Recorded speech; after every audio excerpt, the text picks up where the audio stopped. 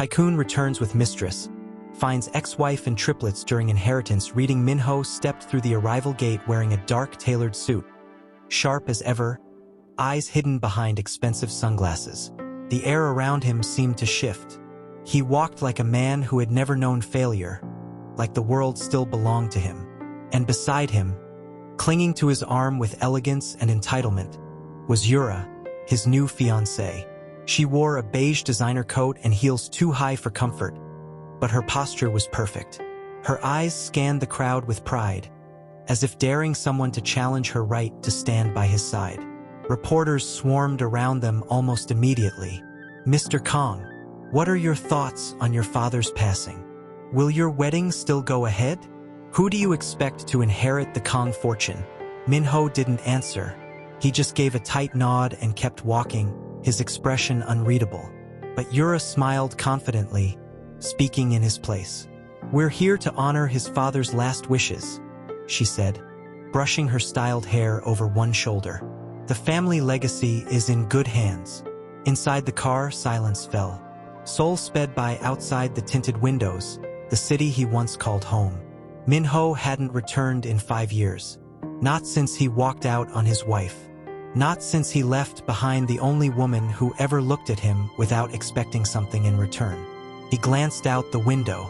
The driver spoke softly. "Shall I take you directly to the estate, sir?" "No," Minho replied. His voice was calm but cold. "Take us to the hotel first." Yura tilted her head toward him. "Are you nervous?" He turned to her slowly. "Why would I be nervous?" She laughed softly. "Because this time you're not just the son. You're the heir." Minho didn't answer, but her words echoed inside him. That word used to mean something, until he threw it all away chasing power and perfection. Until he chose ambition over love. Later that evening, in the suite overlooking the Han River, Yura poured wine into 2 glasses. "Tomorrow's going to be huge," she said, handing him one. "The will reading, the announcement. Once everything's official, we'll finally get what we deserve." Minho didn't take the glass. She raised an eyebrow. "You're thinking about her again, aren't you?" His silence was enough. "You're still stuck on Seo Yun after all these years? She's your past, Minho. I'm your future." "She was my wife," he said quietly. "She was your burden," Yura snapped. "Don't rewrite history. You were drowning with her. I pulled you out." Minho stood, walking toward the window. The city lights glittered below.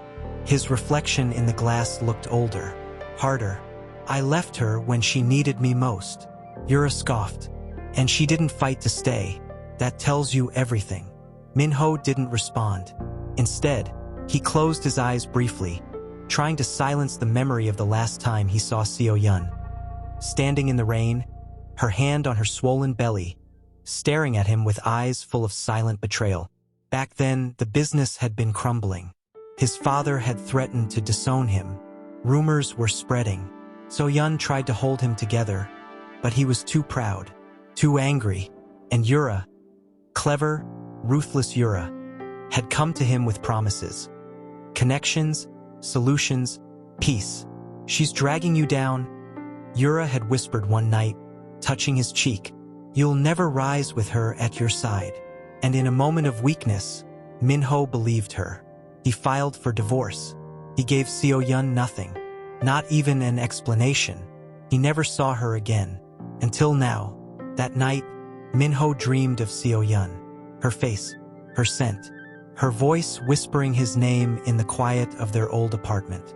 He woke up sweating, heart pounding. He sat on the edge of the bed, looking toward Yura, who was still sleeping beside him, lips parted peacefully, like she didn't know the chaos she'd helped cause. His hands trembled slightly.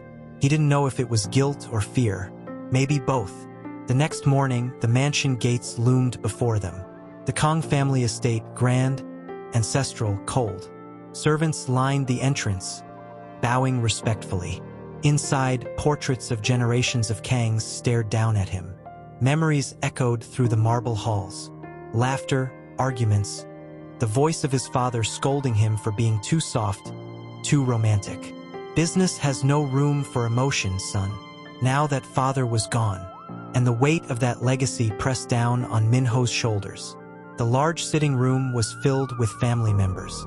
Cousins, uncles, aunts, all waiting, pretending to grieve while calculating shares. The lawyer stood near the fireplace, briefcase in hand, looking grave. Minho entered with Yura by his side.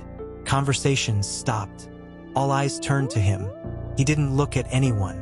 He just took a seat at the front, next to the empty chair where his mother should have been. The lawyer cleared his throat. We will now begin the reading of the final will and testament of Mr. Kang Dae-young. Minho barely heard the words at first. His mind drifted, until the lawyer paused and said something that snapped him back to reality. And the patriarch's final request is that all heirs, including his grandchildren, be present before any inheritance is distributed. Whispers filled the room. Grandchildren? What grandchildren? Minho frowned. He turned to the lawyer. What are you talking about? The man hesitated. Mr. Kang had knowledge of legitimate grandchildren born during your previous marriage. Minho's heart skipped. What are you saying?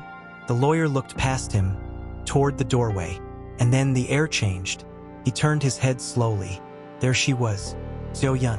She walked into the room wearing a simple beige blouse and long dark skirt. Her hair tied neatly, her face pale but proud. Her eyes scanned the room, and for a second they met his. No smile, no anger, just silence. But what stole everyone's breath wasn't her. It was the 3 children walking. Beside her, 3 identical boys.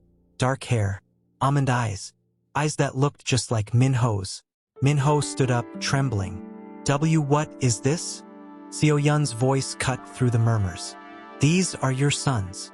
The room erupted. Gasps, accusations, disbelief. Yura clutched Minho's arm, but he shook her off, stumbling towards Seo-yun like he couldn't believe what was real anymore. Why? Why didn't you tell me? He asked, his voice barely above a whisper. Seo-yun didn't cry. She didn't flinch. You never asked. The room fell silent again. The lawyer cleared his throat. The children are acknowledged in Mr. Kang's handwritten letter, and they are entitled to an equal share of the inheritance. Minho felt the floor drop beneath him. His children, his blood, and he had missed it all. The first steps, the first words, the birthdays, the hugs. He turned back to Seo-yun, eyes full of something unfamiliar, regret. She looked at him one last time before guiding the boys to sit quietly in the corner. The woman he abandoned had returned, not for revenge, but with truth. And now, nothing would ever be the same again. The rain that night was gentle, but unrelenting. The kind that falls like a whisper, soft yet impossible to ignore. Outside the old apartment building, the city slept under a veil of gray, and somewhere within its quiet gloom, a heart was breaking. Minho stood in the hallway, drenched from head to toe, but he didn't seem to notice. His jaw was tense. His fists clenched and unclenched as if words were caught in his throat, struggling to form. In front of him, the apartment door stood slightly open, like it too was hesitating. Inside, Seo-yun's voice floated gently into the silence. You don't have to do this. She was sitting at the small wooden table in their tiny living room, her hands resting protectively on her belly. It had only started to show, the faintest curve beneath her cardigan. Her eyes, though tired, were still warm, still full of that hope that had carried them through countless nights of ramen dinners and unpaid bills. Minho didn't move from the doorway. I do, he said coldly. I've made up my mind. Seo-yun rose slowly, her hand instinctively supporting her belly. She crossed the room with cautious steps, like she was walking toward a man she no longer recognized. Is this because of the shareholders? The scandal? Your father's threats? He didn't answer. Is it because of her? She asked, her voice softer now, almost breaking. Minho looked away. You said she was just a consultant, Seo-yun continued. You said I was imagining things. His silence was the confirmation she never wanted. Tears welled in her eyes, but she blinked them away quickly. She had cried enough the night before, and the night before that. I never asked you to be perfect, she whispered. I just wanted us to survive. Together. You don't understand, Seo-yun, he said, finally stepping inside. Everything is falling apart. The company, my reputation. My father's cutting me off if I stay with you. He said marrying you was my greatest mistake. So now you believe him? I have no choice, he muttered, more to himself than to her. She stared at him in disbelief. You always have a choice, Min-ho, and you're choosing to abandon your family. I'm choosing to protect it, he snapped. You think I want this? You think I want to walk away from? His voice cracked, and for a moment, a flash of guilt flickered in his eyes. I can't breathe, Seo-yun. Every day it's like I'm suffocating. I feel trapped, weak, useless. You don't know what that feels like. Her shoulders trembled. I feel it too, Min-ho. But I don't run. There was a silence. The kind that fills an entire room and makes the air heavier than any storm. Seo-yun stepped closer. You once told me that love means holding on, even when it hurts. Was that just a pretty thing to say back when life was easy? I was younger, he murmured. I didn't know how hard it would be. She looked down. Her hand drifted to her belly again. Do you know it's a boy? She said softly, smiling through her pain. The doctor told me last week. Min-ho froze. A boy? She nodded. I wanted to wait to tell you. I thought maybe, if things calmed down, you'd be ready to celebrate with me. For a brief second, something flickered in his eyes, but it died just as quickly. You'll be taken care of, he said instead. I'll send someone to help. Money, doctors. I don't want your money, she whispered, stepping back. I wanted you. Her voice cracked on the last word. Min-ho closed his eyes. Seo-yun wiped her tears and straightened. You made your choice, so I'll make mine. You don't have to worry, Min-ho. We'll be fine without you. His eyes snapped open. You're not taking my son away from me. You already left him, she said, voice trembling, before he was even born. For a moment, Min-ho stood there, broken and silent. He looked around their home, the cracked wall paint, the small photo of them on their wedding day, the worn-out couch where they once fell asleep watching dramas, the scent of home, the warmth of love that he no longer felt worthy of. Seo-yun turned toward the door and opened it wider. It's raining, she said quietly. He hesitated, and then, without another word, Min-ho walked out. The next morning, Seo-yun stood at the window watching the rain wash over the street below.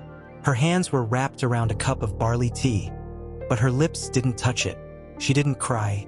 She just stood still, breathing slowly, forcing herself to remember that she was not alone.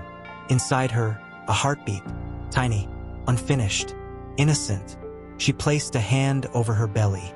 You don't need him, she whispered. We'll be okay, I promise.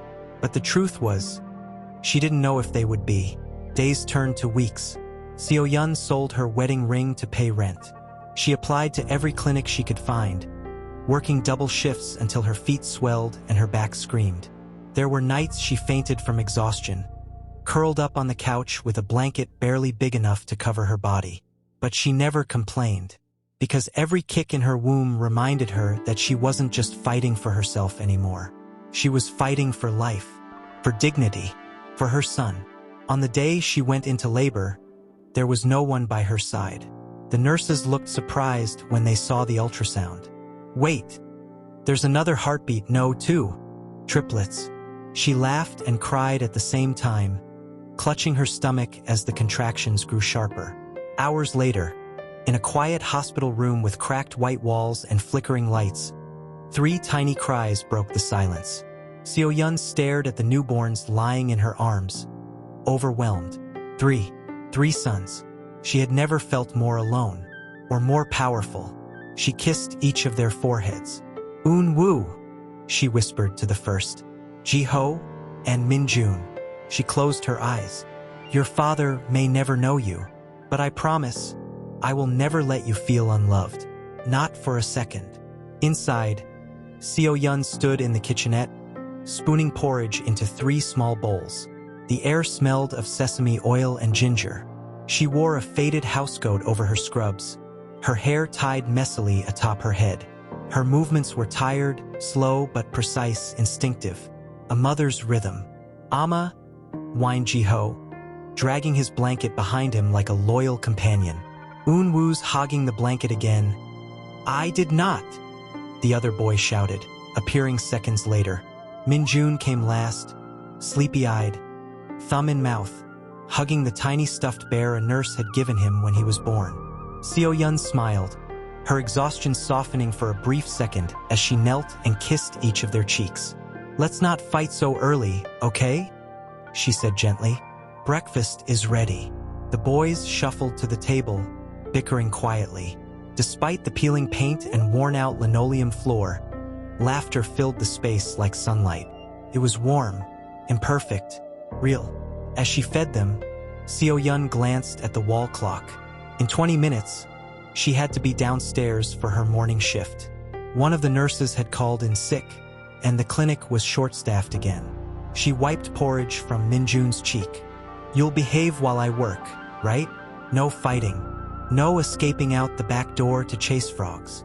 Ji-ho looked away innocently. "I never do that," Eun-woo smirked. "He did it yesterday." "You little boys," she warned, but she was smiling.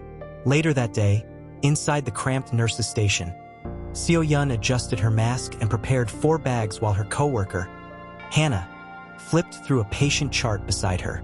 "You're amazing, you know that?" Hannah murmured. 3 boys, full-time shifts. You never even complain." Seo-yun kept her eyes on the tubing. "Complaining doesn't change anything. But it helps." She gave a small laugh. "I don't have time to fall apart." There was a pause. Then Hannah added gently, "Do they know about their father?" Seo-yun froze for half a second, then resumed her task. "No, they're starting to ask," Hannah said quietly. "The older 2, at least." Seo-yun nodded. "I know. You going to tell them?" "When they're old enough," she replied, her voice a bit too tight. "When they can understand that not everyone who leaves meant to hurt them." Hannah looked at her, full of empathy. "You still love him?" Seo-yun exhaled a shaky breath. "I don't know what I feel anymore. I just know I don't have room to feel it." That night, after the clinic had closed and the boys were asleep, Seo-yun stood at the sink, washing the day's dishes in silence. The moonlight filtered through the small window above the sink, and in its silver glow, her reflection stared back at her in the glass. Tired, pale, eyes too old for someone her age. She dried her hands and walked to the tiny living room where the boys lay curled up in blankets on the floor. They shared one mattress. They didn't seem to mind. They never asked for more. She knelt beside them, brushing Eun-woo's hair from his forehead. "Appa," he mumbled in his sleep. Her heart clenched. Days passed. Weeks turned into months. Seasons changed. Seo-yun worked, laughed, endured. She didn't allow herself to dwell on what was lost. Until one evening, while picking up Min-jun from kindergarten, the teacher pulled her aside. "There was a fight," the teacher said gently. Seo-yun's chest tightened. "What happened?" The teacher hesitated. Another boy said that Min-jun didn't have a father, that he was a mistake. He pushed the boy and screamed that his father did love him, that he was coming back. Seo-yun stood frozen. She found Min-jun sitting on a bench outside, wiping at his eyes with his sleeve. She knelt before him. "Juna, he's real, right?" he asked, voice trembling.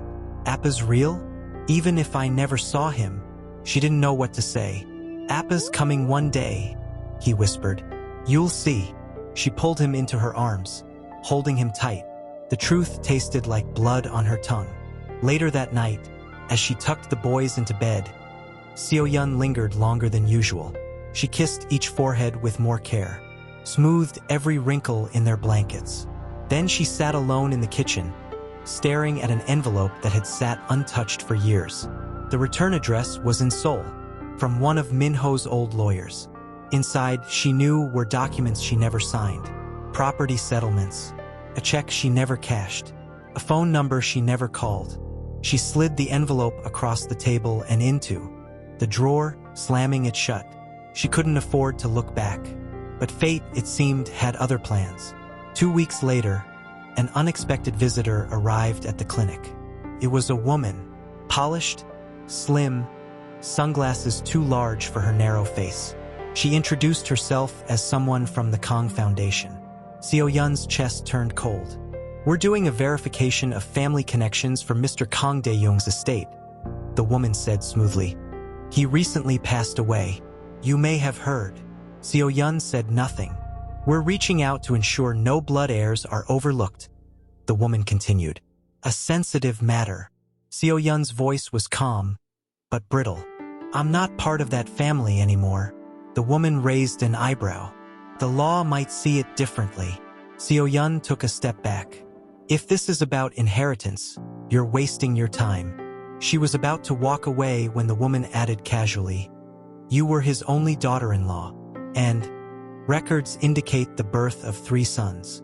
Seo Yun froze. "We just need confirmation," the woman said. "Nothing more." But the moment the door closed behind her, Seo Yun rushed to the back room, locked the door, and collapsed onto the floor. Her past was no longer distant. It was knocking, and this time, she didn't know if she could keep it out. She held her face in her hands, her shoulders shaking as silent tears soaked through her scrubs. They had come. The boys were outside, playing under the plum tree behind the clinic. Their laughter echoed through the open window. She could hear Ji-ho yelling something about spaceships, Min-jun giggling, Eun-woo as always trying to keep them from climbing too high. Inside, the letter read, Asterisk to Ms. Yoon Seo Yun, in accordance with the final wishes of Mr. Kong Dae-young, you and any direct descendants of Mr. Kong Min-ho are formally requested to attend the reading of the will on April 18th at 2 p.m. at the Kong Estate in Seoul. Your presence is required. Asterisk regards, the law office of Jung and Co. She read it again and again. Her heart thudded in her chest like a warning. Seoul, the place she swore she would never return to. She folded the letter carefully, placing it on the table as if it might explode. Then she walked to the window and leaned against the frame, watching her sons through the screen. Her arms crossed tightly over her chest. They were so full of life, so unaware of what the name Kong meant, how much it had taken from her. Hannah found her there minutes later. You okay? She asked gently, nodding toward the open letter. Seo Yun didn't move. They want us back. Hannah stepped inside and picked up the paper. Her eyes scanned the contents. This is serious. I know. You're going to go? I don't know. You think he'll be there? Seo Yun looked down at her hands. If he is, I don't know what I'll say to him, or what I'll feel. You don't have to do it alone, Hannah offered. I'll come. The boys can stay with my cousin. No, Seo Yun interrupted. They'll come with me. Hannah looked surprised. You're sure? She nodded. This isn't about revenge or money, but they deserve to know who they are, where they came from, even if that truth hurts. The next week passed in a blur. She told the boys they were going on a trip, but didn't give too many details. Ji-ho was the most excited, imagining they were going to the big city with buildings that touched the clouds. Eun-woo packed his books. Min-jun insisted on bringing the stuffed bear he'd had since birth. The train ride to Seoul was quiet at first. The boys pressed their faces to the windows, marveling at the changing landscape. But Seo Yun sat still, hands on her lap, her reflection staring back at her in the glass. The last time she rode into that city, she was a wife, pregnant, in love. This time she was a mother, alone, armored. When they finally arrived, she hailed a cab and gave the driver the address of a modest guest house near the outskirts of the city, far from the glossy towers and suffocating memories. She didn't want to stay anywhere near the Kong estate. That night, after tucking in the boys, she sat on the balcony with a cup of barley tea. The city lights blinked in the distance like ghosts of her former life. She could almost hear Min-ho's voice from 1,000 memories ago. The way he used to hum while brushing his teeth. The way he held her hand under the blankets during winter. She closed her eyes. She didn't want to remember. Not now. On the day of the will reading, the skies turned gray.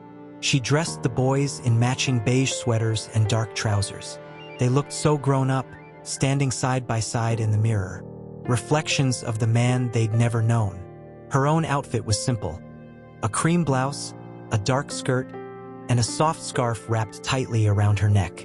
She didn't want to look rich or desperate. She just wanted to look like herself. As the cab approached the gates of the Kong estate, Seo-yun felt her heart stutter. Nothing had changed. The high black iron gates, the tall hedges, the long driveway lined with cherry blossoms, and at the end, that towering house. Cold, beautiful, empty. The security guard didn't recognize her at first. "I'm here for the will reading," she said calmly, handing over the letter. He scanned it, looked back at her, and then his eyes dropped to the boys. His jaw twitched, but he opened the gate without a word. The walk up the steps was long. Her heels clicked against the stone path as her children walked beside her, holding hands. Their eyes were wide, curious. Minjun whispered, "It looks like a castle." "It's not," she said softly. "It's just a house." Inside, a woman met them, stern, dressed in black, clipboard in hand. "Name, Yoon Seo-yun. These are my sons." The woman's eyes flicked between the boys. She didn't smile. She simply nodded and gestured toward the parlor doors. "Everyone's waiting." Seo-yun took a deep breath. Her heart was pounding now. She could feel the sweat beneath her blouse, her fingers curling into fists at her sides. She stepped through the doors, and the room went silent. Dozens of eyes turned toward her, familiar and unfamiliar. Some widened in shock. Others narrowed in judgment. She saw uncles, aunts, distant cousins, and Min-ho, standing near the fireplace, dressed in a dark suit, his hair longer than she remembered. His eyes met hers and froze. Time stopped. The boys stepped forward, oblivious to the storm that had just been unleashed. "Ama," Unwoo whispered, tugging on her hand. "Is that man staring at us?" Seo-yun knelt beside him. "Don't be afraid," she said, brushing back his hair. "We have every right to be here." She straightened, eyes locked with Min-ho's. He took a single step forward, lips parting, as if trying to form her name, but she beat him to it. "We're not here to fight," she said aloud to the room. "We're here because he was their grandfather." And then, for the first time in years, she looked into Min-ho's face and said the words she had once imagined screaming, but now whispered with quiet strength. "You left, but they didn't. The reading of Mr. Kong Dae-young's will shall now begin," he announced, voice formal and even, though it echoed strangely in the heavy silence of the room. Seo-yun stood near the back wall, her boys huddled beside her. Her arms hovered around them instinctively, as if shielding them from the weight of this moment. Ji-ho clutched her hand tightly. Unwoo leaned slightly into her hip. Min-jun, always the quiet one, stared curiously at the faces around the room, strangers who seemed both interested and afraid. Min-ho hadn't moved since she'd entered. He stood frozen, his gaze fixed not on her, but on them, on the three little boys who looked like him, too much like him, triplets. His hands trembled at his sides. He didn't know if he was breathing. He wasn't sure if he deserved to. Yura stood a few feet away, arms crossed, her jaw clenched. Her eyes had widened when the boys first walked in, but now they burned with something else. Fear, maybe, or rage disguised as composure. Her polished mask was cracking. The lawyer continued, his voice steady as he read, "To my son, Kong Min-ho, I leave the majority share in Kong Group Holdings, with one condition, that he acknowledges all rightful heirs and ensures their futures are secure. This includes any grandchildren born from his first and only legal marriage." Murmurs rippled through the room. Seo-yun felt them like static on her skin. "To my grandchildren, born from the union of Min-ho and Yoon Seo-yun, I leave a trust in their names, equal to that of any future heirs. Their presence here today is a reflection of the blood they carry, not the name they were denied." The lawyer paused, letting the words settle. It was done. A thunderclap of truth. Seo-yun didn't speak. She just stared at the floor, her jaw clenched tight. Yura broke first. "This is ridiculous," she snapped, heels clicking as she stormed toward the front. "There's no proof those children are even his. This woman shows up after all these years. What with lookalike kids, and you just take her word for it." Minho blinked, finally waking from his trance. "Yura, she's manipulating all of you," Yura hissed, turning to him. "She wants the money, Minho. That's why she's here. Don't you see it?" Seo-yun raised her eyes then, calm, unwavering. "I don't want a single coin from you." Yura laughed bitterly. "You show up here after 5 years. Because they asked about their father," So-yun interrupted. Her voice was low, but it filled the room like thunder. "Because my sons deserve the truth. Because your lies are no longer enough." "Lies?" Yura's voice cracked. "He left you because you were nothing." "No," Minho said suddenly. Yura turned to him, stunned. He looked at her, really looked at her, for the first time in a long time. "She never was nothing," he said, his voice raw, trembling. "I was the coward. I let you get in my head. I let my father manipulate me. I left the one person who believed in me when I couldn't even look in the mirror." He turned toward Seo-yun. His voice shook. "I didn't know, I swear. If I had known about them..." "You didn't care to know," Seo-yun said quietly, but her voice was strong now. "You made your decision the day you walked away in the rain and never turned back." Minho's eyes welled, shame rising in his chest like bile.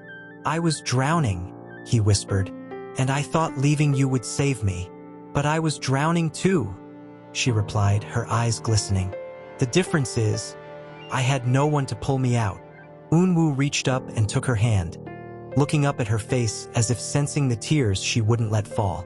Minho stared at his sons, 3 versions of himself, yet infinitely more innocent. He took a step forward. "May I?" he asked, voice cracking. "May I speak to them?" Seo-yun hesitated. Her fingers gripped tighter around Jiho's hand. Then she knelt beside them, whispering something in their ears. They nodded, slowly. Minho lowered himself to one knee. He tried to smile, but his lips wouldn't quite cooperate. "Hi," he said, voice barely above a whisper. "I'm Minho." Unwoo frowned. "That's Appa's name." Minho's throat tightened. "Yes," he managed. "That's because I'm your Appa." The boys looked at each other, uncertain. Jiho narrowed his eyes. "Then where were you when Amma had to sleep on the floor because the roof leaked?" Minho swallowed hard. Minjun tugged on his scarf. "Do you like robots?" "What?" "Robots. And bears. And pancakes with no crust." Minho blinked. I can learn." Unwoo looked at him, eyes searching. "You made Amma cry," he said softly. Minho's eyes brimmed with tears. "I know. I'll never forgive myself for that." Silence followed. Then, slowly, Minjun reached out, tiny fingers brushing against Minho's wrist. It was barely a touch, but it shattered something deep inside him. He gasped, hand, trembling, and covered the boy's hand with his own. "I'm so sorry," he whispered, "for everything." Seo-yun watched, heart aching. She didn't move, didn't speak. Yura took a step back, her face pale. She knew. She saw it. The tide had turned. The truth could no longer be denied. And for the first time in 5 years, the past had finally caught up with the present. Not in fury, but in the quiet, painful hope of healing. Minho stood still, kneeling before his sons, but they had already stepped back toward their mother. He let his hands fall to his sides slowly, not reaching again. He could feel the distance now, not just physical but spiritual. A canyon carved by time, pain, and abandonment. Seo-yun gently gathered the boys close. "Let's go," she whispered. Her voice was calm, but her hand on Jiho's back trembled slightly. Minho's mother, who had remained quiet the entire time, suddenly stepped forward. Her dark eyes flicked between Seo-yun and the children. "I knew it," she said. Her voice was low and hoarse, trembling not with shock but something heavier. "I always knew you didn't leave empty-handed." Seo-yun paused, unsure whether to speak or walk away. The older woman continued, "Your eyes that day, they were different. You were protecting something." Minho looked up, stunned. "You knew?" "No," she snapped. "But I suspected, and I tried to find her. You made sure no one could. And I let it go, because I was ashamed of what my son had done." Seo Yun's shoulders dropped, just slightly. The woman turned to the children. "Come here," she said gently. The boys hesitated. Seo Yun gave them a nod, and they slowly stepped forward. She knelt, looking them in the eye. "Do you know who I am?" Minjun shook his head. "I'm your Halmione, your grandmother." Her voice broke on the last word. She reached into her pocket and pulled out a velvet pouch. With trembling hands, she opened it and took out 3 identical gold pendants. Inside each, the Kong family crest was engraved in miniature. "These belonged to your father when he was a boy. I kept them, just in case." She slipped the chains gently around each of their necks. Minho's chest burned. "Amma?" But his mother didn't look at him. She was focused only on the boys. "From now on," she said, stroking Jiho's cheek, "no one questions your place in this family." Yura let out a sharp breath from across the room. Her heels clicked as she approached, arms folded tightly. "Is this really happening? You're just going to let this woman, this ghost, walk in and take everything?" Seo Yun slowly turned her gaze to her. "I didn't take anything," she said softly. "I was given what was mine, and I never asked for more." Yura scoffed. "Don't play the saint. You knew what this would do. You knew what it would cost him and me." Seo Yun's expression didn't change. "You talk about cost as if I didn't pay it too. Why now?" Yura hissed. "Why come back now after all these years?" "Because my sons asked me if they had a father," she replied. "And I got tired of giving them silence as an answer." Minho took a cautious step forward. "Yura, don't," she snapped. "Don't you dare defend her to me." "I'm not," he said. "I'm just not going to lie anymore." He looked at Seo Yun, his eyes dark with guilt and longing. "I should have looked for you. I should have fought harder. I let the wrong voices guide me." Seo Yun shook her head gently. "It's too late for what-ifs. But not too late for them to know me," he said. "Is it?" She didn't answer right away. The boys were watching everything now, quiet, alert. Minho could feel their eyes on him, those tiny reflections of himself. And all he could think about was the 5 birthdays he missed, the scraped knees he didn't bandage, the nightmares he didn't soothe. "I know I can't erase what I did," he said finally.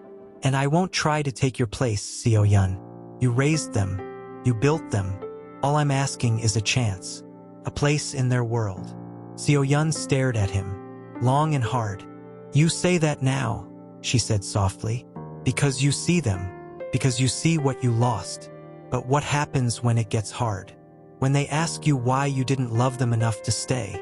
"I'll tell them the truth," he replied. "That I was a fool, that I let fear and pride destroy something precious, that their mother is the bravest person I've ever known." The room fell into silence again. Yura turned, biting back whatever venom was on her tongue, and stormed out, heels striking the floor like gunshots. No one followed. Minho didn't watch her go. He looked only at his sons, and at the woman who stood between them and everything he had once been. "I don't expect forgiveness," he said quietly, "but I do hope that one day they'll let me try." Seo Yun's hands clenched at her sides. She was trembling, though she tried not to show it. Minjun stepped forward. He looked up at his mother, then at Minho. "Do you like robots?" he asked again. Minho gave a soft smile. "Yes, I think I do. Can you build one?" "I can try." Jiho tilted his head. "Do you know how to make pancakes without crust?" "I can learn." Unwoo's eyes narrowed. "And if we cry at night, will you come?" Minho knelt. His voice shook. "If you'll let me, I'll come every time." Seo Yun looked at them, the sons who had carried her through the darkest years of her life, and then at the man who had once broken her. And for the first time since she arrived at that estate, she let her heart soften. Not for him, but for them. You can see them, she said finally. But not alone. Not yet. Minho nodded, the breath escaping his chest like he'd been underwater for too long. Thank you, he whispered. She didn't reply, but she turned to the boys, brushing Minjun's hair from his eyes, and whispered, "We'll talk later, okay?" They nodded, and then, without another word, she turned and walked out of the room, her sons at her side. She had barely spoken since. Leaving the Kong estate, the boys sensed it. Even Ji-ho, who normally couldn't sit still, was walking without a word, glancing up at her every few steps like he was waiting for permission to speak. She unlocked the room and let them in. "Shoes off," she said gently, her voice tired. They obeyed in silence. As she knelt to untie Minjun's shoelaces, her fingers paused. Her mind was still in that parlor, her heart still echoing from Minho's words, still burning from the way he looked at their children like they were something sacred, not shameful, like he was seeing them for the first time and realizing he'd missed a lifetime in the process. She didn't want to admit what that did to her. Not after everything. Not after what she had to become just to survive. "Amma," Ji-ho whispered, kneeling beside her. "Is he really our Appa?" She swallowed hard. "Yes." "Then why did he look so sad?" Seo-yun sat back, drawing all three boys into her arms. "Because sometimes," she said softly, "when you realize too late what you've lost, sadness is all that's left." They sat like that for a long while, tangled limbs, quiet hearts. Later that night, after she put them to sleep and checked the door twice, Seo-yun stepped out onto the small balcony. She needed air, space, silence. The city glowed below, but she couldn't feel it. Not tonight. Her phone buzzed. She stared at the screen. Unknown number. She hesitated, then answered. "Hello, it's me." His voice, lower than she remembered, but still familiar in a way that caught her off guard. "I wasn't sure you'd pick up," Minho said, his tone careful, almost fragile. "I almost didn't." "I know." There was a pause, long and thick. I wanted to say thank you," he continued, "for letting me talk to them, for even letting me see them. They're your sons," she said quietly. "I had no right to keep them from you forever, but I gave you every reason to." She didn't respond. The silence was louder than any words. "I keep thinking," he went on, "about that night, the last time I saw you. You stood in the doorway, soaking wet, your arms around your stomach, and I just walked away." Seo-yun closed her eyes. She didn't want to go back there, but somehow, the wound didn't bleed like it used to.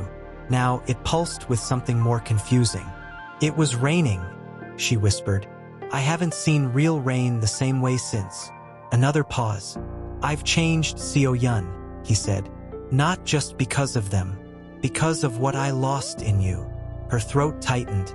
"I'm not who I used to be either. I can see that. You think that means we can just pick up where we left off?" "No," he answered quickly. "I don't expect that. I just want to be part of their lives. I want to learn who they are, what makes them laugh, what scares them. I want to earn the right to be their father." Seo-yun's fingers trembled slightly around the phone. "Children don't need perfect," she murmured. "They need present. They need truth. I'm here now," he said. "I want to stay." The words sat there, heavy, honest. She leaned against the balcony railing, heart pounding, the weight of 5 years pressing against her ribs. "I'm not ready," she finally whispered. "I know. I'm not ready to forgive you. I'm not asking for that. I'm not even sure they need you." Minho hesitated. "Then I'll wait," he said. "Not for you to need me, but for them to want me." Seo-yun felt something shift inside her chest. "Good night, Minho." "Good night, Seo-yun." She ended the call. The next morning, the sky broke open with a warm, golden light. The city felt strangely new. When she stepped into the small kitchen of the guest house, the boys were already up, fighting over who got the last slice of toast. Minjun saw her first. "Amma, can we go to the park today?"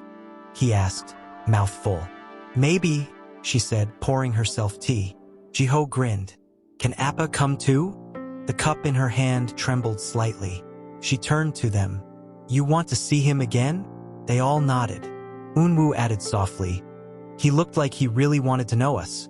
Seo-yun sat down slowly, the weight of their innocence washing over her. They weren't angry. They weren't confused. They were open. And she wasn't sure if that terrified her or gave her hope. I'll call him, she said finally. That afternoon, they met in a quiet park on the edge of the city. No reporters, no eyes, just trees, wind, and the sound of a nearby fountain. Minho arrived early. He wore a soft blue sweater and jeans. Nothing flashy. He looked almost ordinary, human. When the boys ran toward him, he knelt arms wide.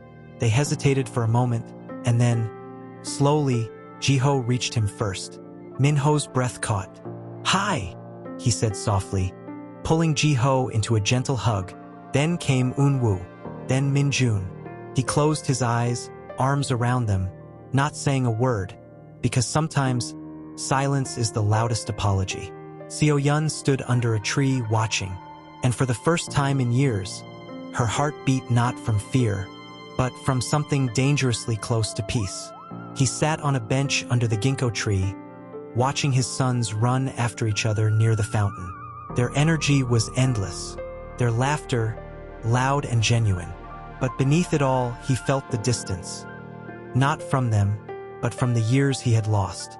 Every giggle, every inside joke between the three of them was a memory he hadn't been part of. Seo-yun stood a few feet away, her arms crossed over her chest, eyes guarded as always. She had agreed to meet here again just for an hour, a second meeting, supervised, controlled. But even in this quiet corner of the world, her heart beat with walls still fully built. Minho noticed it. He didn't blame her. They like you, she said quietly, eyes on the boys. More than I thought they would. He turned his head, slowly. I don't deserve that. No, you don't. The silence between them was brittle, heavy. But they don't know the man you were, she added after a moment. They only see the one who showed up. I want to be better than who I was, he said. I have to be. She didn't reply. Minho reached into his pocket and pulled out 3 folded papers. He held them out. She didn't move. They're letters, he explained. For them. Not now, but someday. Seo-yun took them slowly. Her fingers brushed his. She froze for just a moment. And so did he. I won't read them, she said. I know. A soft thump caught their attention. Minjun had tripped near the edge of the sandbox. Minho jumped to his feet, but before he could move, Seo-yun was already there, kneeling, brushing dirt from his knees. I'm okay, the little boy murmured. Minho froze, his hands clenched at his sides. He had no instinct, no reflex, no history with scraped knees and tearful apologies. Seo-yun, on the other hand, moved like a mother who had done this 100 times. Because she had. Later, after the boys were tired and sitting with juice boxes, Seo-yun sat beside Minho on the bench again. This time closer. Not close enough to touch, but enough that their shoulders almost aligned. You seem surprised, she said. By what? By how natural it is for them to love you. He turned to look at her, his expression almost broken. I think it's because they don't know they should hate me. Seo-yun flinched. They shouldn't, she whispered. He looked at her, surprised. You abandoned me, she said. You broke my heart, but they never asked for you, never betrayed you. You don't have to earn their forgiveness, only their trust.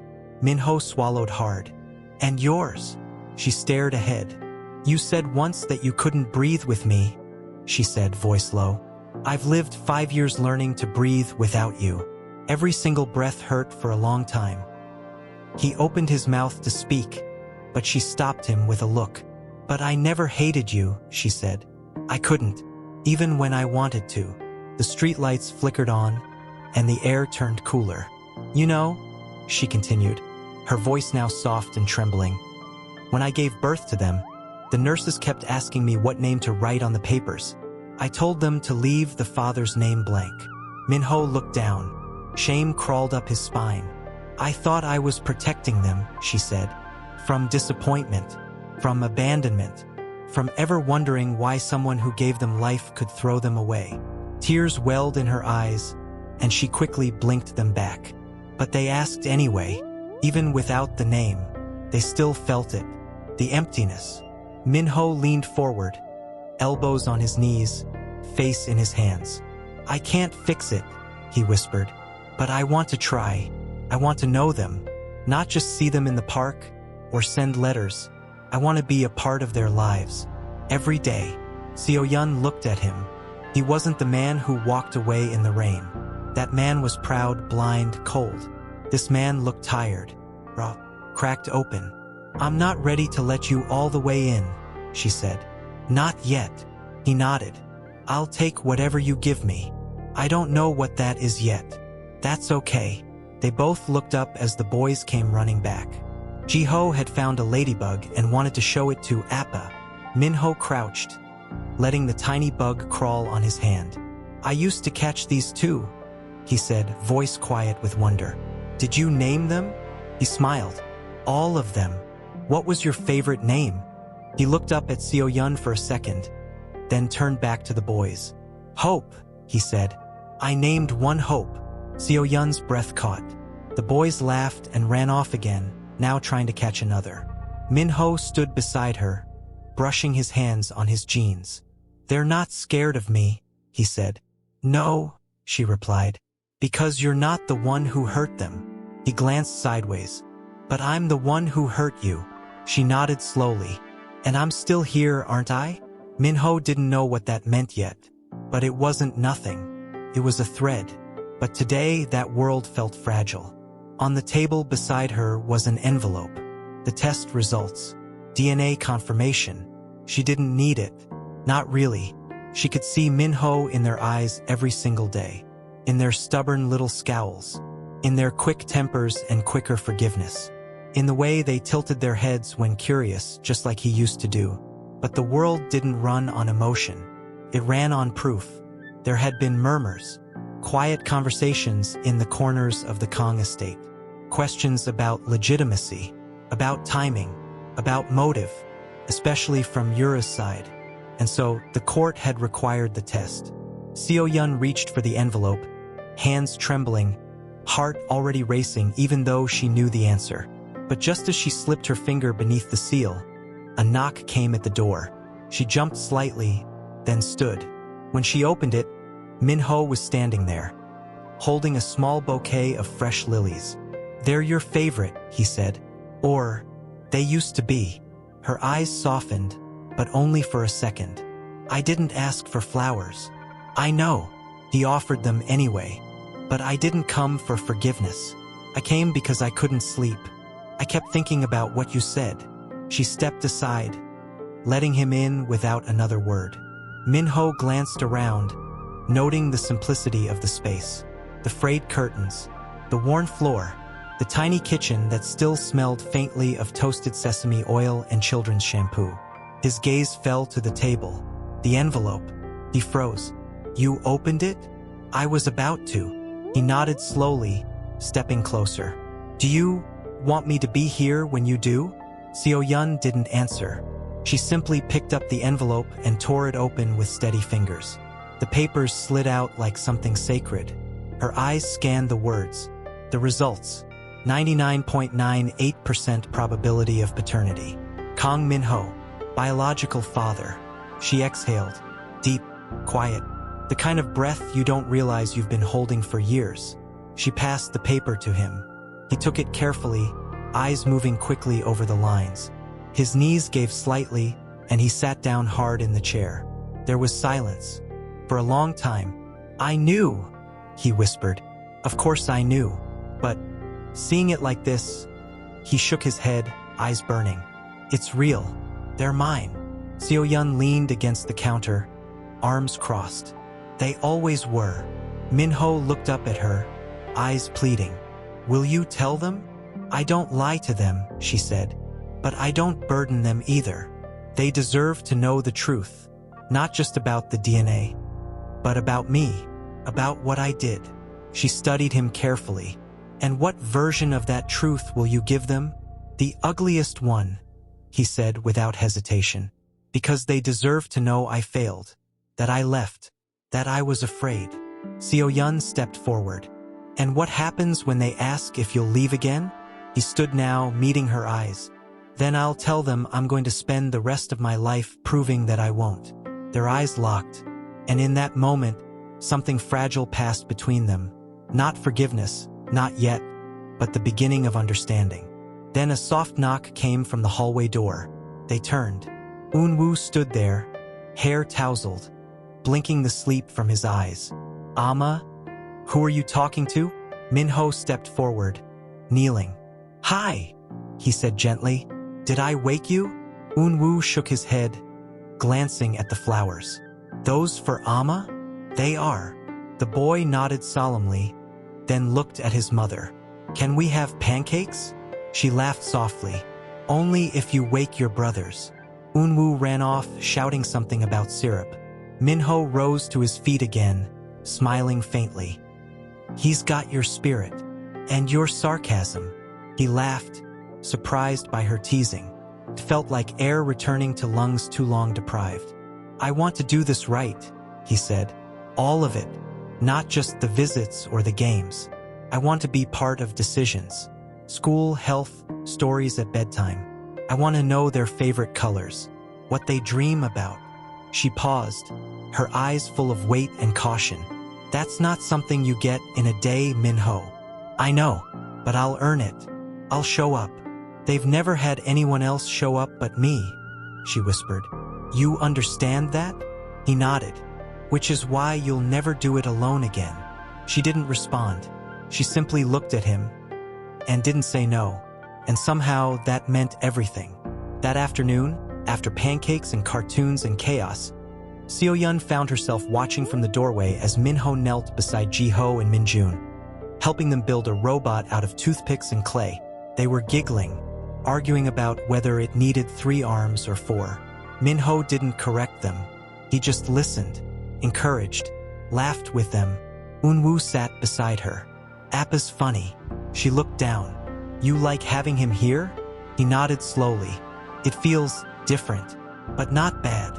She wrapped an arm around him, pulling him close. "Different is okay." He leaned into her. "I think he's trying." She smiled, eyes never leaving Min-ho. "So do I." And in that moment, surrounded by the simple noise of her sons laughing with the man who had once shattered her, she realized that maybe healing didn't come in grand gestures. Min-ho began showing up every morning, just after breakfast, never empty-handed. Sometimes he brought sketchbooks and crayons, sometimes juice boxes with cartoon characters printed on them, and once, an old robot toy he'd kept from his own childhood, carefully polished and restored. The boys accepted him without resistance, without questions. They were still too young to understand the weight of his return.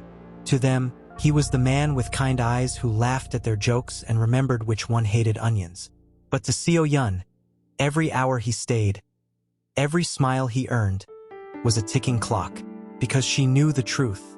This piece wasn't made of stone.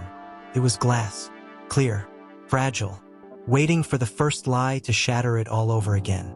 That lie arrived on a Thursday. She was returning from the market with fresh vegetables when Hannah met her at the corner, her face pale, her phone clutched tightly in one hand. "You need to see this," Hannah said without greeting. Seo-yun's heart immediately sank.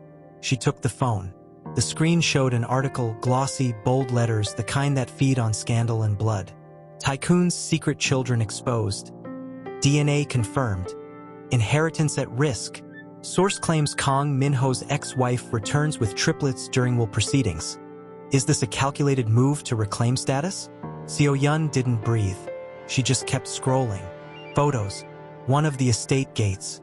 Another of her, blurry, from the back, holding Min-jun's hand. A cropped image of the DNA report. Her name, public. Her children, named. "I don't know who leaked it," Hannah said, panicked. "But the press is all over it now. I had a reporter come to the clinic asking for a statement." I didn't say anything. I swear. Seo Yun's mind blurred. The edges of the world curled in like smoke. She couldn't even hear Hannah anymore. Just one thought thundering in her chest. They're not safe. She burst into the guest house, breathless, cheeks flushed. The boys were on the floor watching cartoons. Minho looked up from where he sat cross-legged beside them. He smiled. "Hey, pack your things," she said sharply. His smile fell. "What?" She walked straight to the closet, pulling down bags. "You need to leave. Now." Seo Yun, wait. They have pictures of the boys. Names. That's all it takes. One wrong journalist. One car. One doorbell and it's over. She was shaking now, hands stuffing clothes blindly into a duffel bag. "Who leaked it?" she snapped. "Was it you? Was it your lawyer? Yura?" "I swear I didn't. Because it wasn't me. I didn't tell anyone. I didn't want this." Her voice cracked violently. "I didn't come here for headlines. I came for answers. I came for them." "Seo Yun," he said, stepping forward, arms raised like he was approaching a frightened animal. "Please listen to me. I didn't do this. I've been protecting this story from the media for years. I would never." Her eyes brimmed with tears, but they didn't fall. "You don't get to say that. You already exposed them the day you walked out of their lives. You made them invisible. And now the world sees them. Not as boys, not as children, but as a story." Minho's jaw clenched. His hands curled into fists. "Let me fix it. You can't fix this. I can try." "You should have tried then," she screamed. The boys had gone quiet now. 3 pairs of eyes watching from the couch, wide and afraid. Minho turned, breathing hard, and saw them. He dropped his voice instantly. "I'm sorry," he whispered. "I didn't mean to scare them." Seo Yun knelt, her arms gently wrapping around her sons. "It's okay," she whispered, more to herself than to them. Jiho tugged on her sleeve. "Are we in trouble, Amma?" "No, baby," she said, kissing his forehead. "But we're leaving. For a while." "Where?" Unwoo asked, clutching his bear. "Somewhere quiet." Minho stepped forward. "Let me help." She stood slowly, her voice low and deliberate. "You need to go, Minho. You being here puts them in danger now." His eyes flashed with pain. "You said we were walking toward something." "And we were," she whispered. "But I can't walk if I'm looking over my shoulder. I have to protect them. That's always been my only job." He looked at her like he wanted to fight. Not against her, but against fate, against time, against the version of himself that had destroyed everything once before. "I'll find who leaked it," he said quietly. "I'll shut it down." "And what if you can't?" she asked. "What happens when the press finds us again? When your family tries to twist this into some inheritance war? Will you still stand on our side when the world turns its back?" His voice broke. "Yes." Seo Yun nodded, slowly, as if she had expected that answer, and still couldn't believe it. "Then prove it," she whispered. "Protect them from afar. Keep them out of the headlines. Don't call. Don't visit. Not until I know it's safe." The silence between them stretched like glass. Minho stepped back. 1 step. 2. He bent down slowly and placed the old robot toy back on the table. Then he turned to the boys. "I love you," he said softly. "All 3 of you.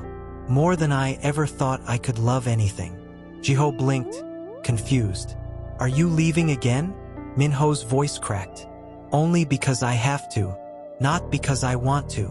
Unwoo whispered, "Will you come back?" Minho met Seo Yun's eyes, and in them saw a mother still choosing war over hope. "I'll come back," he promised. "When it's safe to come back." He reached for the door, and as it closed behind him, Seo Yun collapsed onto the couch, holding her boys tight, their hearts thudding fast against hers, their small hands clinging to her sleeves like anchors. Tears slipped silently down her cheeks. Not from regret, not from longing. Seo Yun gripped the steering wheel with white knuckles, her eyes fixed on the road ahead, though her thoughts kept pulling her back to the rearview mirror. Every mile away from Seoul felt like a betrayal, like a quiet goodbye. They were headed to a rural coastal town she'd once visited as a medical volunteer during college. A place no one would think to search. She had already spoken to a retired doctor who ran a small clinic there. He had offered her a job, no questions asked. She didn't tell him about the children, or about Min-ho. She was running again. But this time, it wasn't just from heartbreak. It was from the shadow of a story someone else had written for her. When they arrived, the sun was already beginning to set. The air smelled like salt and pine. The sea was only a few blocks away, and waves crashed softly in the distance, as if whispering a welcome. The house she rented was small, with peeling white paint and creaky floorboards, but it was quiet. It was hidden. That was all she needed. She carried Min-jun inside first, then came back for the others, one by one, her arms aching with more than just their weight. That night, she tucked them into bed without a word about Seoul. No explanations, no promises. But after they fell asleep, she sat on the floor beside their beds, knees drawn to her chest, and cried silently into the dark. She hadn't told them that she missed him too. The next morning, she began again. She scrubbed the kitchen floor, organized the closets, cooked a breakfast none of them really ate. The boys were quiet. At noon, she took them to the beach. The wind was sharp, pulling at their jackets, but they laughed as they chased each other through the sand. Ji-ho ran too fast and fell. Seo-yun ran to him and helped him up. He wasn't hurt. He laughed again, but the look in his eyes said more. They didn't understand why they had to leave, why they weren't allowed to ask. She didn't blame them. She couldn't give them answers she didn't have. Later, while they napped on the couch, curled up like kittens beneath a blanket, she sat outside on the small front step and pulled out her phone. She had 37 missed calls from unknown numbers, 4 messages from reporters, 1 voice message from Hannah, but none from him, not even one. She wasn't sure if she felt relief or disappointment. The envelope with the DNA test results was still tucked in her purse. She hadn't thrown it away. She couldn't. It felt like the last piece of proof that what had happened in Seoul, what they had started, had been real. And yet, here she was again, alone. 3 days passed. Min-ho didn't call. Then, on the 4th morning, a package arrived. No name, no return address, just a plain box wrapped in brown paper. She almost didn't open it, but something in her chest told her it was from him. Inside, there were 3 things. The first, a small photo album, handmade. Inside were pictures she'd never seen, photos taken by someone else. From a distance, him watching the boys in the park, him standing by the gate as they walked away, him crouched near the bench holding. The robot, eyes closed, forehead pressed to its plastic chest. The second, a letter. Seo-yun, I didn't call because you asked me not to, and I know silence is the only gift I can give you right now that won't hurt. But I'm still here. I never stopped being here. I found out who leaked the story. It was Yura. She sold it to the press the day after the reading. Said if she couldn't have the legacy, she'd burn the whole house down. She's out of the country now, but I'm dealing with it. I've made sure every search for your name disappears from the net. Every thread deleted. The boys are ghosts again if that's what you want. I'll keep them hidden. I'll keep them safe. But I hope one day you'll stop hiding too. I miss them. I miss you. Tell them I'm proud of them, even from afar. Min-ho, the third item, was a tiny wooden airplane. Seo-yun stared at it for a long time. It was broken. The wing was cracked. But tied to it was a note in a child's handwriting. She recognized it immediately. It was Min-ho's from old letters he used to write her when they were young. Even if it's broken, it still flies in my dreams. She covered her mouth, choking back a sob that wouldn't stay buried. That night, Ji-ho asked, Amma, when can we go back? Back where? To the park. With Appa. Seo-yun smoothed his hair. Not for a while. Is he mad at us? No, she said gently. He's just giving us space. Eun-woo frowned. But I didn't ask for space. Min-jun, quietly from the corner, whispered, I miss his robot voice. Her heart shattered quietly inside her chest. She pulled them all close. "He misses you too," she said. They didn't ask how she knew. Maybe in some quiet corner of their hearts, they already felt it. Outside, the waves crashed like thunder. And in the stillness of the night, So-Yun whispered into the dark, "Come back when the storm passes." He sat in the front row of the courtroom, fingers interlaced, unmoving. His eyes were fixed on the mahogany table ahead, where two folders sat, one with his name and one with his son's. He hadn't slept. For weeks, he had remained in the background, just as she'd asked. No calls, no visits, but he had moved in silence, pulling strings, shutting down gossip sites, threatening lawsuits against tabloids, meeting lawyers, judges, media agents, all to make sure this didn't explode again. And still, here they were, because the other side had pushed back. Yura's father, a longtime silent investor in Kong Group, had filed a legal petition challenging the inheritance clause. His claim, the children were illegitimate. His motive, destroy their claim before the trust was finalized. His weapon, doubt. Minho clenched his jaw. The very thing he had once denied now stood at risk of being stripped from them again. And they weren't even in the room to defend themselves. They didn't know. So-Yun didn't know. He hadn't told her. She'd taken the boys and disappeared, and he had promised to protect them from afar. He had promised not to involve her again. But this wasn't something she could shield them from. Not anymore. He stood when the judge entered. The hearing began. The opposing attorney was sharp, clean-cut, all venom behind polite words. "There is no formal registration of paternity," he began. "No legal acknowledgement filed within the designated period after the children's birth." The judge frowned. "You are aware of the DNA confirmation, counsel?" "I am. But timing matters in Korean family law. This was done after inheritance was introduced. It raises questions. Are you suggesting the children are not his?" "I am suggesting the timing of the recognition is suspect." Minho stood abruptly. "They're mine." The room turned. His lawyer reached for his sleeve, trying to pull him back down. But Minho shook his head. "I won't sit through another word implying they're not my sons," he said, voice raw but steady. "I left. That's true. I didn't know. That's true too. But I won't let my mistake become their punishment." The judge looked up. "Mr. Kong, if you'd like to give a statement, you may." Minho stepped forward. His voice trembled, but he didn't falter. "My sons were born into silence. Their names weren't written. Their faces weren't seen. Not because they were hidden, but because I didn't look for them. That's my shame, not theirs."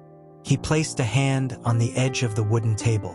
"I've spent every day since finding them trying to undo the absence I created. They are not pawns. They are not leverage. They are not a scandal." He pulled a worn photo from his jacket pocket, the one from the park.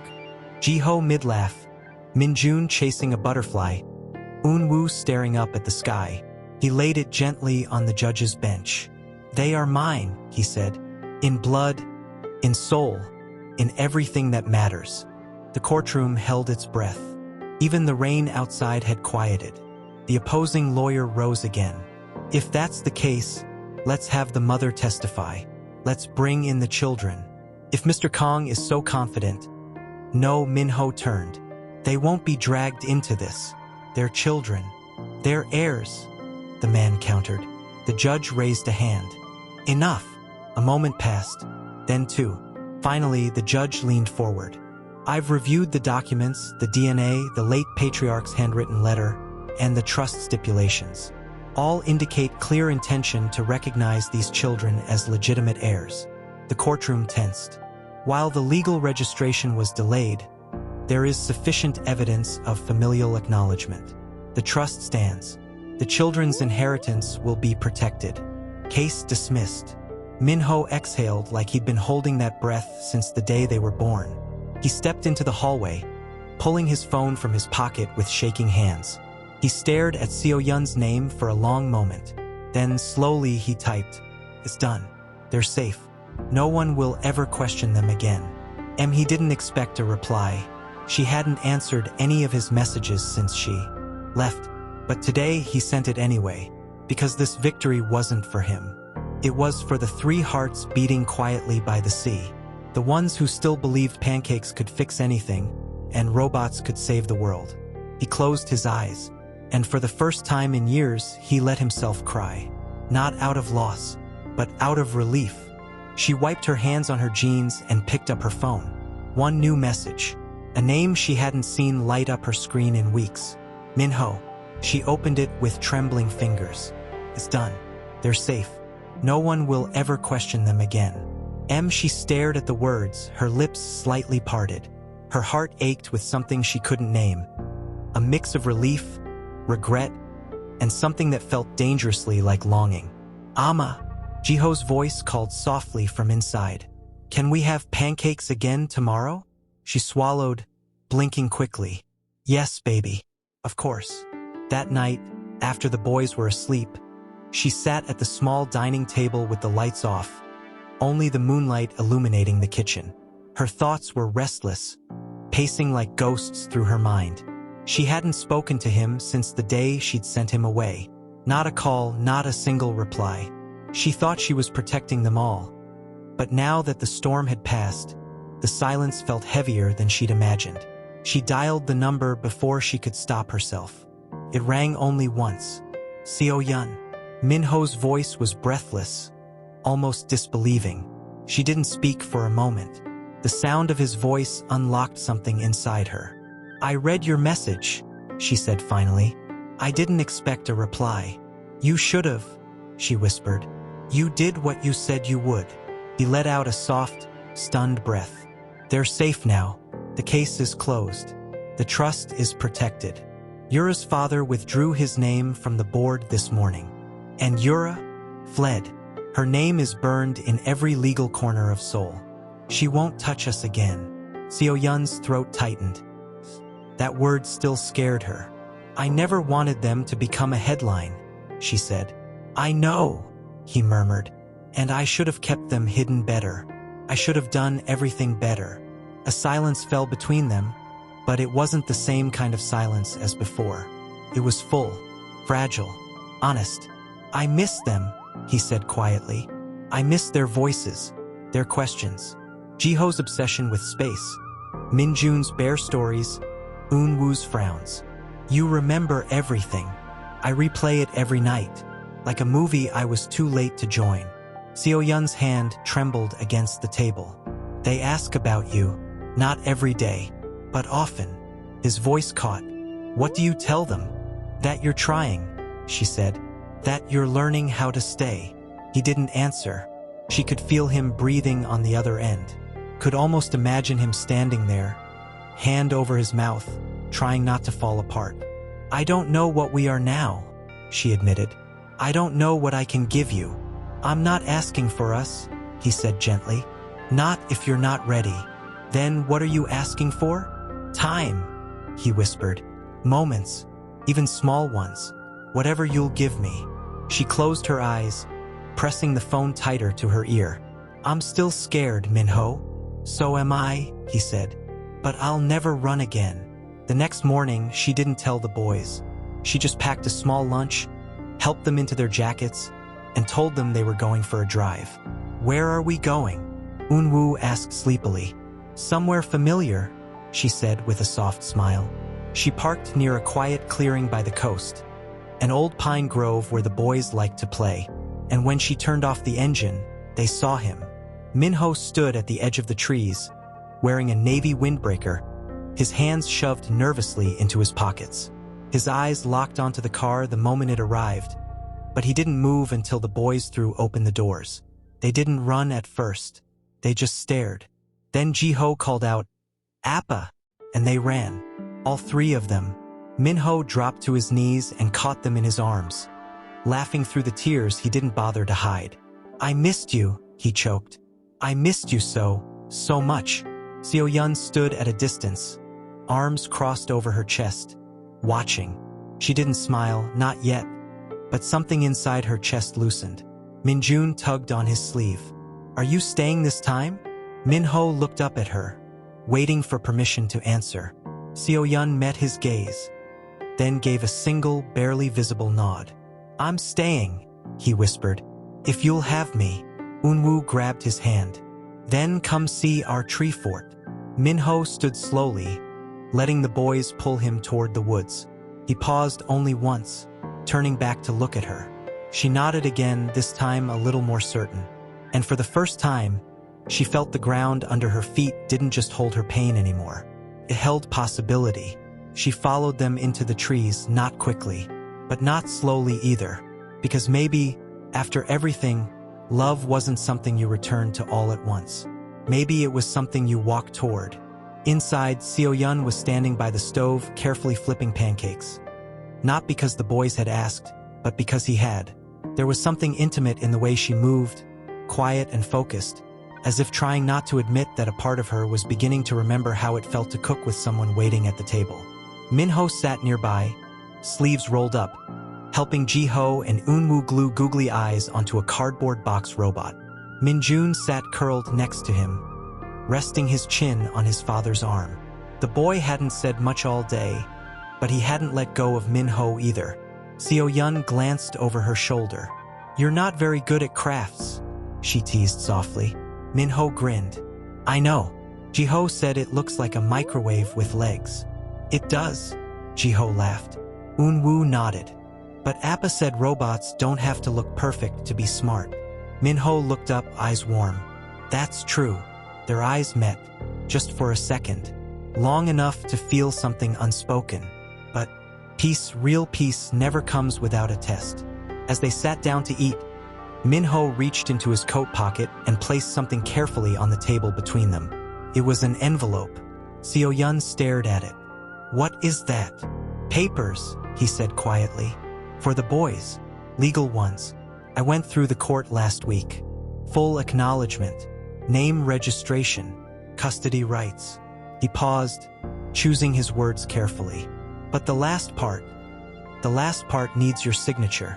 Her hand hovered near the table. "Custody? Joint," he said quickly. "Only if you agree. It doesn't change anything about where they live or how you raise them. But it makes it official. That I'm not just visiting." The boys had gone silent, watching their parents with the intuition only children have when they sense something sacred might break. Seo-yun's eyes didn't leave his. "You really want that?" "I need it," he said. "Not for me. For them. Because if something ever happened to me or to you, I don't want them left in the air.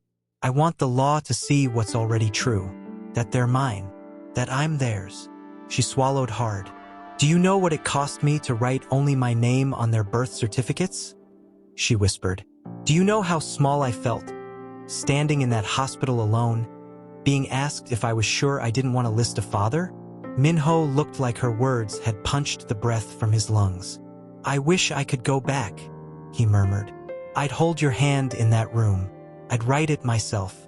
But I can't. I can only show up now. I can only make it right now."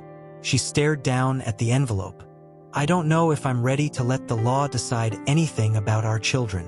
"Then you decide," he said. "I'm not here to take them. I'm here to stand beside you." Her fingers touched the edge of the paper. "And if I say no, I'll still be here," he said. "I'll still show up.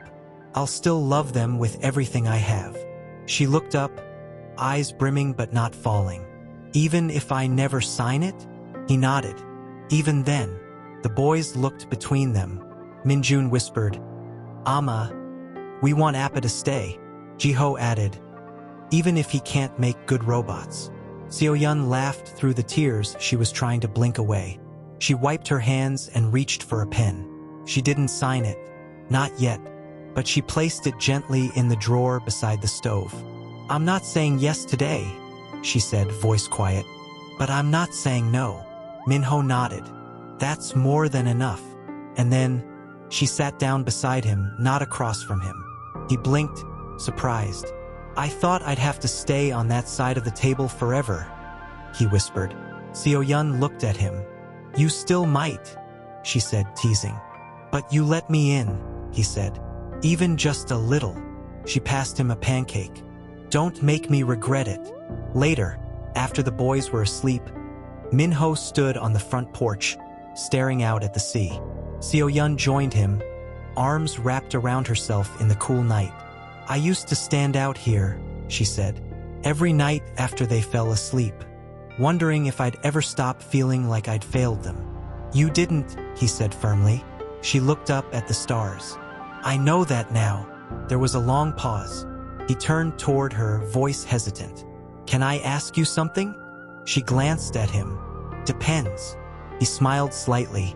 "Do you think you'll ever forgive me?" She didn't answer right away. "I think," she said slowly, "that forgiveness isn't a moment. It's 100 little choices. Letting go of one piece at a time." He nodded. "Then I'll wait for every piece." She looked at him, truly looked at him, and said softly, "Don't wait. Just walk beside me. That's all." "I can do that." Their hands didn't touch, but they stood side by side, in the same silence that once separated them, now a silence that held them. And from inside the house, the soft breathing of their sons lulled the night into peace. Seo-yun watched from the doorway, arms crossed, a soft smile curling at the corner of her lips.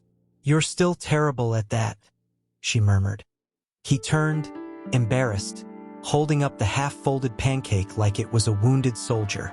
"I swear I followed your recipe this time."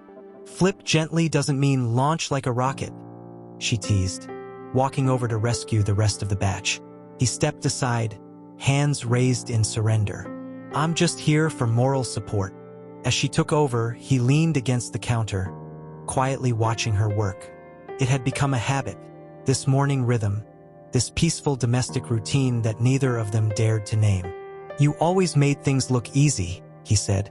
Seo-yun didn't respond right away. She focused on the pan, then turned the heat down and looked up at him. "They weren't," she said softly. "Not even for a day." Minho nodded, the gravity in her voice settling heavily in his chest. "I know." The boys came bounding into the kitchen, still in their pajamas, hair a mess, eyes bright. Minjun jumped into his father's arms. Jiho began setting the table without being asked. Unwoo dragged his favorite pillow into the corner and sat with it like a tiny old man preparing for a meeting. Felt normal, too normal. And Seo-yun felt that tension stir beneath her skin again. That strange warning that whispered not to trust it yet. That something always came after peace. That evening, just before sunset, the unexpected came in the form of a knock.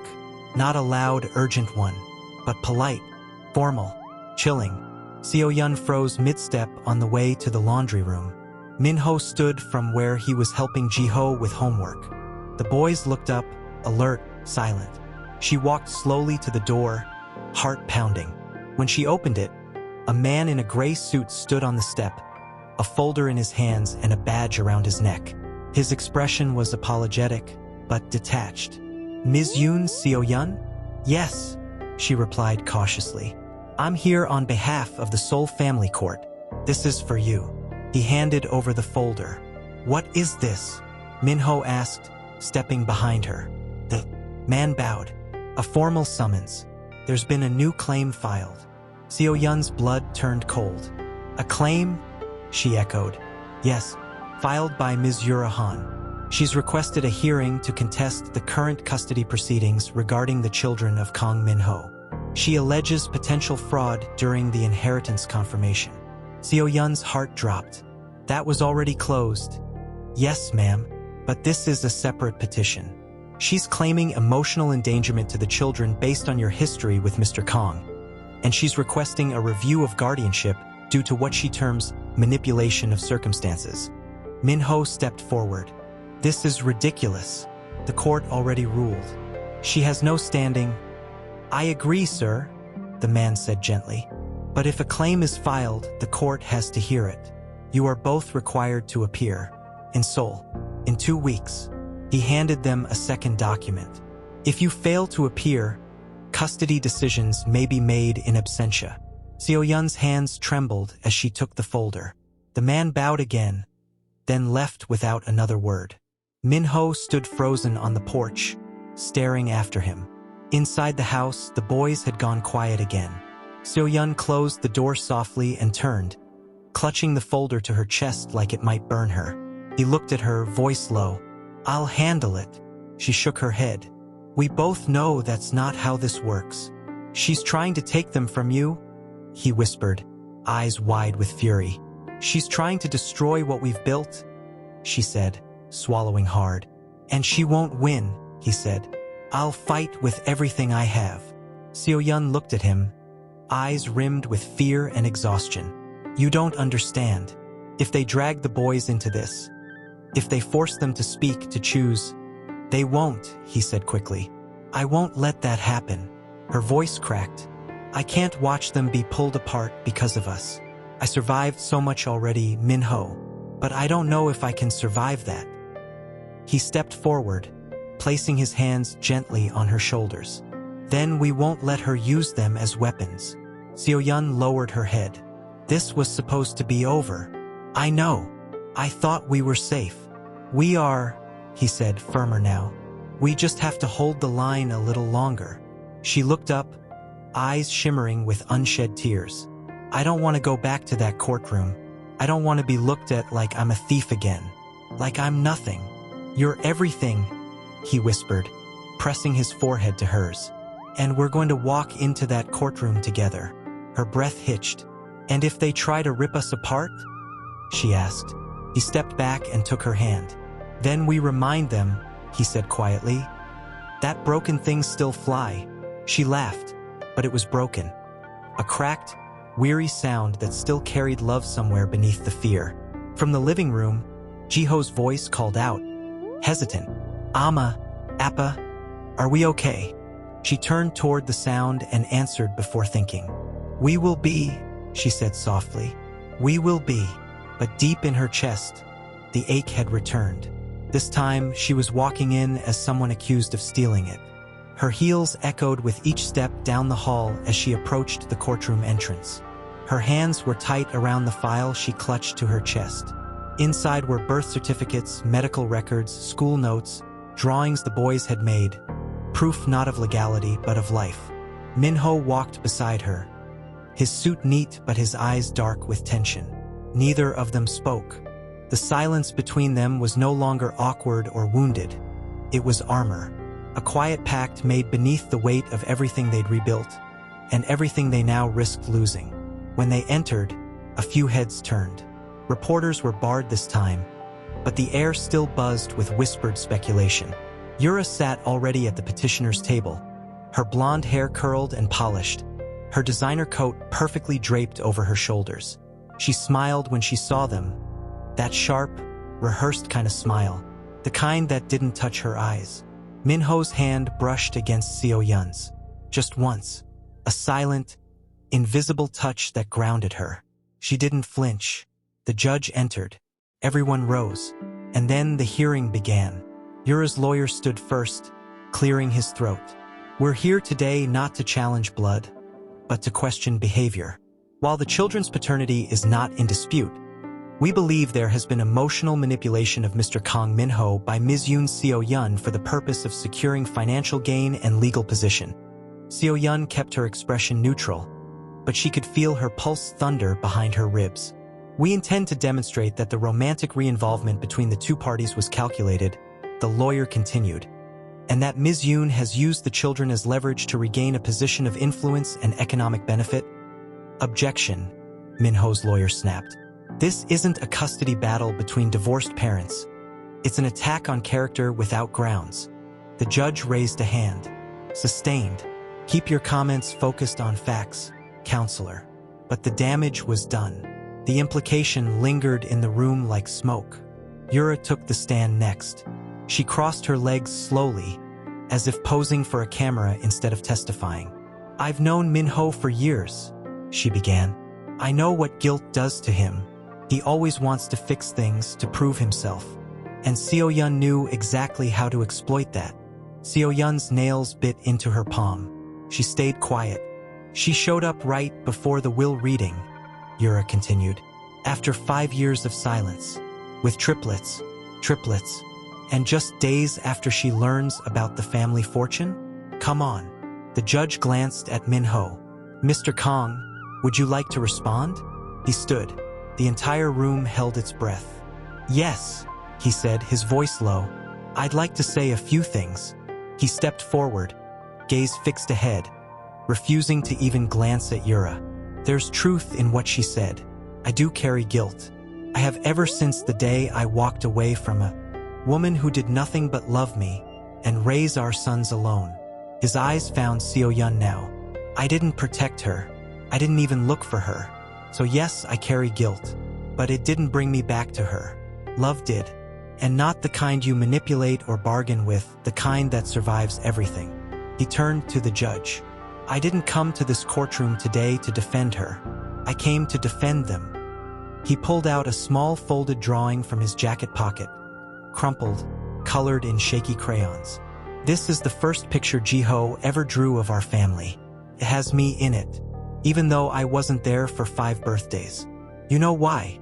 He unfolded it slowly and placed it on the judge's bench. "Because children forgive faster than we deserve." He turned again, slower this time. "My sons are not pawns. My ex-wife is not a thief. And I am not a fool led by emotion. I am a father choosing his children. Choosing them, choosing her, choosing what is right." He sat down. The room was silent. Yura shifted in her seat, jaw tight. Her confidence cracked just slightly. The judge cleared her throat. "Ms. Yoon, would you like to make a statement?" Seo-yun stood, heart pounding. Her knees felt shaky, but her voice, when it came, was clear. "I never came to reclaim a life I lost. I came because 3 children asked me where their father was, and I was tired of giving them silence." She swallowed hard. "I lived in the shadows for 5 years, not because I wanted to disappear, but because I thought I had to. I thought love had to be sacrificed to survive. But I was wrong. Love doesn't vanish. It waits. It watches. And when it's safe, it comes back." She turned toward Minho for only a second, just enough to let him know she meant it. "I am not here to win. I'm here to protect. Always." The judge sat quietly for a moment. Then she stood. "This court sees no evidence of manipulation, fraud, or misconduct. The custody arrangements remain intact. The petition is denied." The gavel hit. The room exhaled. Yura stood, storming past them, heels clicking like gunshots on the floor. Her face was stone. Seo-yun remained frozen. It hadn't hit her yet. Not until Minho reached for her hand, this time without hesitation, and said softly, "You did it." She looked up, dazed. "We did it." The boys weren't there. They didn't need to be, because when she stepped outside that courtroom, the sunlight felt different. Warmer, freer, and for the first time since this all began, she didn't just feel like a mother protecting what was hers. Inside, the boys had already gone to bed. A neighbor had stayed with them, and the moment the woman saw Seo-yun's tired smile, she understood. Everything was okay. She left without a word. Seo-yun walked quietly into the boys' room. All 3 were curled up together on the floor in their blanket fort, a constellation of limbs and soft breathing. Minjun clutched his stuffed bear. Jiho had a comic book spread across his chest. Eunwoo had his glasses still half on his nose. Minho hovered behind her at the door, watching her kneel down. She kissed their foreheads one by one, brushing hair back gently. "You're safe," she whispered, not knowing if she was saying it for them or for herself. When she stood again, her shoulders sagged under the weight of exhaustion that had been building for months. Years, really. Minho stepped closer and placed a tentative hand on her back. She didn't pull away. In the kitchen, he made tea without asking. She sat at the table, staring at nothing. He poured her a cup and slid into the seat across from her. "You were incredible today," he said quietly. Seo-yun let out a faint breath of a laugh. "I felt like I was going to collapse." "You didn't." "I wanted to." "But you didn't," he repeated gently. She looked at him now, really looked at him. "You were right," she whispered. "This whole time you said we couldn't do it alone. I kept pushing you away thinking I was protecting the boys. But maybe I was just trying to punish you. Maybe I wanted you to hurt the way I did." Minho's jaw tightened, but he didn't interrupt. She stared down at her hands. I was scared of needing you again, of letting you back in and losing everything again. He leaned forward slowly. And now, I'm still scared, she admitted. But I'm tired of letting fear decide everything for me. He reached across the table, his fingers brushing hers. She didn't pull away. Then let something else decide now, he whispered. Like what? Hope. Her eyes filled again, unguarded. It's been a long time since I hoped for anything. Then start small, he said. Hope I make a decent cup of tea. She laughed. A real one this time, tired but sincere. This tastes like boiled regret. He grinned. I'm improving. She sipped again, eyes never leaving his. And in that fragile, quiet moment, the idea of a future together no longer felt like something impossible. Felt like something waiting. The days that followed were slow and soft. The boys returned to school. The media finally lost interest. And life, real, ordinary life, began to unfold again. Minho started coming over more often, sometimes to help with homework, sometimes to cook with the boys. Once, even just to change a light bulb Seo-yun couldn't reach. They didn't define it. They didn't force anything. But every evening he stayed a little longer. Every goodbye took a little more effort. One Sunday afternoon, Jiho asked, Ama, can Appa sleep over? Seo-yun froze in the middle of stirring soup. Minho, who had been setting the table, glanced at her. She turned slowly. Why, sweetheart? Because, Jiho said with all the certainty of a 6-year-old philosopher. He already lives in our smiles. Minho looked down, his throat tightening. Seo-yun turned away quickly, blinking fast. Minjun added softly, It feels like he belongs here. Eunwoo nodded. Even the dog across the street likes him now. They didn't have a dog. Didn't.